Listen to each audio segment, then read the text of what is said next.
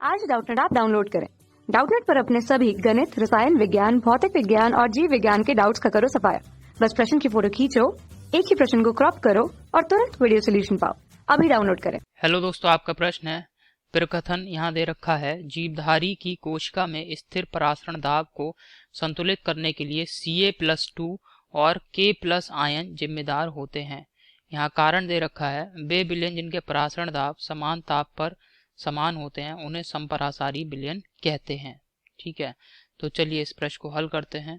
तो दोस्तों, जो जीवधारी होते हैं उनकी कोशिकाओं में क्या होता है, द्रव भरा रहता है। जो हमारी कोशिका है, आपको पता है कोशिका हमेशा फूली रहती है, तो उसके अंदर द्रव भरे रहता है। ठीक है, अब क्या होता है परासरण क्रिया में, क्या होता है कि अगर जैसे परासरण क्रिया को आप यहाँ पे समझ लीजिए, जैसे ये क्या है, एक अर्धपराग में झिल्ली है। ठीक है, अर्धपराग में झिल्ली जो होती है, इसके दोनों ओर हम विपरीत सांद्रताओं के विलयन रख देते हैं। ठीक है, ये जो विलयन है इसकी सांद्रता π1 है, इसकी सांद्रता C1 कह दिया, सांद्रता को C1 से व्यक्त कर दे रहा हूं मैं। ठीक है, इसकी सांद्रता C1 है, जबकि यहाँ पर जो विलयन है, ठीक है, ये विलयन है, इसकी सांद्रता क्या है, C2 है।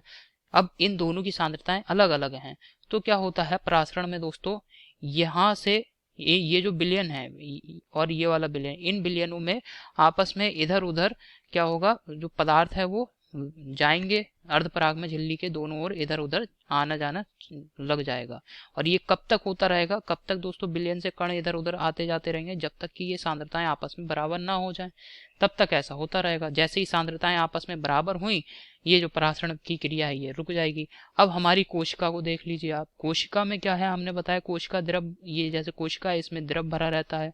अब कोशिका के बाहर कोई द्रव अगर ऐसा है जिसकी की सांद्रता अलग है, सांद्रता कोशिका के अंदर जो द्रव है इससे भिन्न है, तो ये जो कोशिका के ऊपर जो झिल्ली है, जो कवर है कोशिका का, ये अर्धपराग में झिल्ली की तरह कार्य करेगा।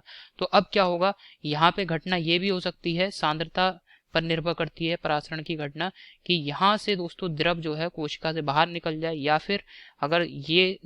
फिर ऐसा हो सकता है दोस्तों कि बाहर वाला द्रव अंदर आना लग जाए, कोशिका के अंदर भर जाए। अगर अंदर से द्रव बाहर जाएगा तो क्या होगा, कोशिका पिचकने लग जाएगी, कोशिका पिचक जाएंगी। ठीक है, और हमारी जितनी भी सेल्स हैं वो सारी डैमेज हो जाएंगी, खराब हो जाएंगी।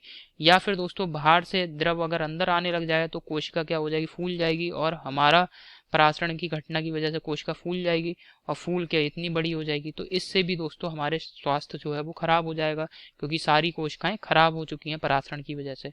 तो क्या होता है दोस्तों, हमारे शरीर में कोशिकाओं में कुछ आयन होते हैं, जिसको यहाँ मैं लिख रहा हूँ, जो कि क्या करते हैं, जो परासरण क्रिया है इसको कंट्रोल करते हैं, इसको नियमित तरीके से चलाते हैं, व्यवस्थित करते हैं। तो इसे यहाँ मैं लिख दे रहा हूँ। तो दोस्तों सोडियम आयन और पोटेशियम आयन, ये दोस्तों जीवधारियों के अंदर और बाहर, जीवधारियों की जो कोशिका होती है उसके अंदर और बाहर परासरण दाब का स्थायी संतुलन बनाए रखते हैं।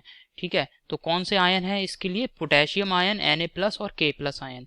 ठीक है, अब यहाँ पे वे विलयन, ऐसे विलयन जिनके परासरण दाब समान हो जाते हैं। अब जैसे यहाँ पे मैंने बताया ना, परासरण दाब समान हो गए इनके, तो ये जो दोनों विलयन हैं ये क्या कहलाएंगे, समपरासारी विलयन कहलाते हैं।